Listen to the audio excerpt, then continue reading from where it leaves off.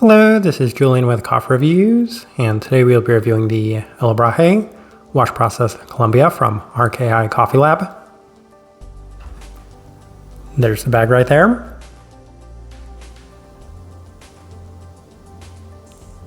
And I'm not sure if it's RKI or RKI, but they're a coffee roaster based out of Richmond, British Columbia, and they were a suggestion to us by Sunny Wu.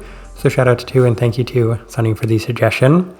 This is their first ever appearance on this channel. As their coffee roaster I had very limited familiarity with going into this review, and that very limited familiarity I had was the one time I did visit their coffee shop when I picked up this bag of coffee.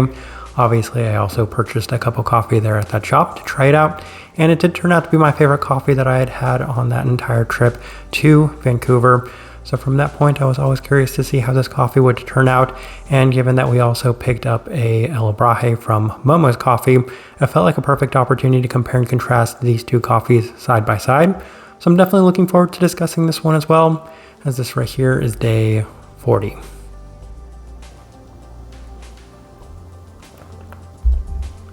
And recipe we went with for this coffee was our standard recipe at a 16:1 water to coffee ratio. Brewed at 96 degrees Celsius, about 205 degrees Fahrenheit. And I like this one best through the V60, which indicates a more medium fine grind roast profile for this coffee. So this one was definitely a fair bit lighter than the Obraje we had from Momo's. And this coffee is kind of interesting. It was one of the lighter coffees I've had from the kind of British Columbia area, and I would say that it actually reminds me a fair bit of some of the lighter profiled coffees I've had from Leaves, which is to say that it's on the more moderately light side of things in terms of that roast profile. With all that out of the way, let's go and start discussing this coffee. Day 15, first impression, and we opted for the V60, and the cup was expectedly soft with a tea forward profile skewing on the citric and floral side of things. It honestly felt like it was probably a bit too early to be drinking this coffee, as it felt so light and tame, with it opening up ever so slightly in a slightly herbal sense upon the cool down. So it was a decent start, but it definitely gave off that impression that it's maybe a little bit too early to be drinking this one. Day 18, opted for the Chemex, and the cup had a slight bit more intensity to it, as there's a stronger citric profile and a sweeter and brighter sense, with a strong tea and floral characteristic as well.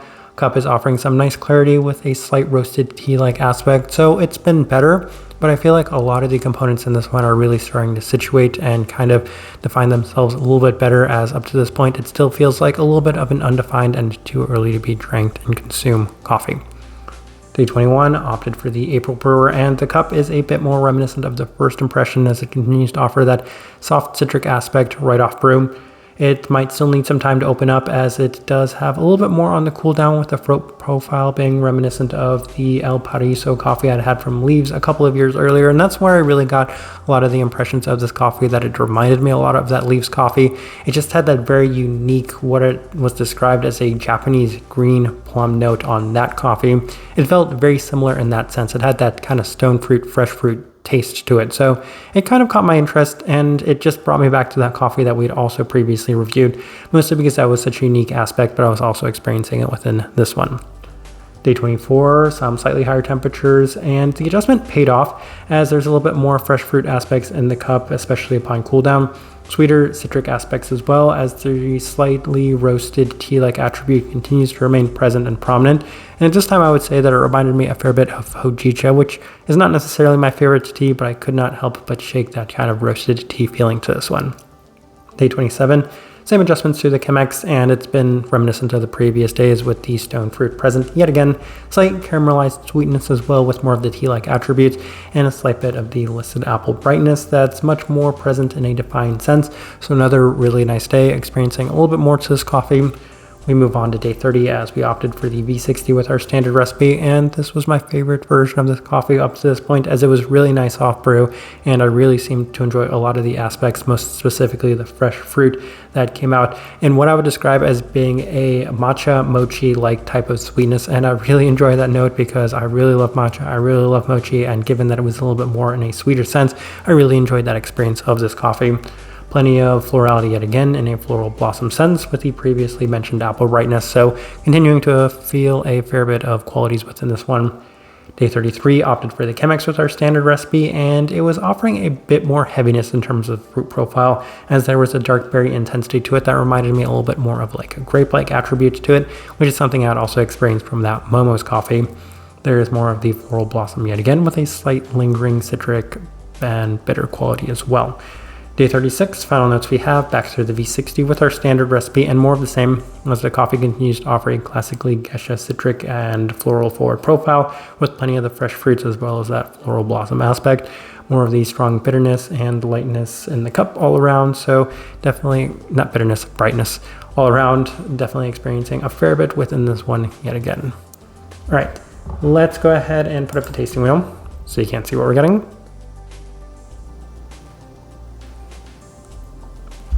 And we have quite a few level 4s, so we will start with the cleanliness level 4. So it shouldn't come as a surprise that this one felt a little cleaner than the Momo's coffee, as it didn't offer that same sort of roasty quality to it. And for that reason, I felt like a lot of the components within this one were void of that kind of hindering quality to them. That being said, I felt like a lot of the attributes in that one were maybe slightly more defined, as this one had a lot of different characteristics, and at times I would say that it just took a little bit more to pick these qualities out than maybe the other one from Momo's. That being said, overall, cleaner coffee, maybe not necessarily as well defined in a lot of the attributes, but definitely still a little bit more, we'll say, clean altogether. Finish, level 4. And the finish came in a number of directions, most specifically that kind of herbal quality to it as well, and plenty of the brighter aspects of this one, which is something we'll discuss a little bit more. But I appreciated the finish within this one a little bit more, as the other Momo's coffee offered maybe a little bit too much of that kind of tropical finish, where this one didn't seem to have a lot of those same qualities to it. So for me, I appreciated that more about this coffee, as well as the sweetness scoring at that level 4. And the sweetness came in a number of different directions. As I mentioned, there's a slight kind of caramelized candied sweetness at times within this one, but it also comes in a very interesting stone fruit-like aspect, citric aspect, and a lot of other qualities just in general. So plenty of sweetness within this one, probably one of the more enjoyable parts about this coffee. Acidity, level 4, and I feel like that's really big given that the one we had from Momo's definitely scored at that level 3, and brewing these coffees and trying these coffees side by side and really experiencing a fair bit more brightness from the same coffee roasted by two different coffee roasters was just really interesting to me, because a lot of this tasting wheel looks the same, but one of the notes and biggest things I had to take away from it was that the brightness on this one was definitely just much more pronounced in this coffee. Florality, level 4, and while on the Momo's coffee it was a little bit more in terms of that honey floral sense, this one felt like it was a little bit more in terms of that kind of floral, kind of coffee blossom floral sense. So it was present and prominent enough, but maybe not quite as articulated or defined as the Momo's coffee. Still justified scoring there at that level 4 mark. Citrus fruit, level 4. And this one, once again, a little bit more of that sweeter citric quality to it as well. So that was also consistent with what we had from the Momo's coffee. And while we're there at that level 4, once again, we'll go through the level 3s with the berry fruit scoring there at that level 3. Kind of mentioned softer grape attribute to it. Another thing that was experienced within both coffees, so this one maybe not necessarily to the same sort of heaviness and not anywhere near as pronounced as the other one. And then the stone fruit scoring there at that level 3. And once again, it just was an ever-present component within this coffee. And I said, the only way I can describe this coffee and that specific stone fruit aspect is what I'd had from that Paraíso coffee from Leaves a couple of years ago. Very similar, same sort of stone fruit quality to it, which is just a unique, different fresh fruit feel than what I've experienced from stone fruit qualities in general. So that's why it scored there at that level 3 mark. We move on, savoriness, level 3. Plenty of tea-like attributes to it. I would say that maybe that's one of the more better defined qualities within this one, is the Momo's coffee had that kind of unique, that I couldn't necessarily describe, savoriness. In addition to that, some roasted tea-like qualities were present within this one, and ever so slight earthy matcha component too. So that's what those are scoring there. And then the final thing worth discussing, the body at the level 3. So this one also had a little bit more of a medium-bodied experience to it, and I guess maybe since they both scored that level 3 mark, then maybe I guess it's not too surprising that they both were a little bit more medium-bodied, a little bit more texture to them. But as I'm looking at this tasting wheel, I do think it's a pretty good representation of what I was getting from this coffee. All right, so my overall thoughts and impressions of this coffee. I definitely did enjoy this one a little bit more than I enjoyed that Leaves coffee, that Momo's coffee, as I felt like this one was just much more my profile. Let's start with that. This one was lighter, and I think it's demonstrated within this tasting wheel as the factors that really seems to differ between the two coffees were most specifically the smokiness being toned down in this one and the brightness being toned up in this one. And as a result, I feel like the components were maybe just a little bit more void of things that I didn't necessarily enjoy. And while I was able to get that Momo's coffee to a point where I really didn't seem to notice maybe a little bit more of the developed qualities as I would with a lot of other coffees, I feel like not having to worry about that as much with this coffee and just kind of getting to experience and enjoy the depth and complexity that was present within this one made this one a much more enjoyable coffee. So for that reason, I definitely lent a little bit more towards this one in terms of my own preference. But how much I enjoyed this coffee, I would say it's very interesting. I think this is a very interesting coffee roaster, and I will continue to visit them anytime I do go up to Vancouver, as I do want to review some more of their coffees.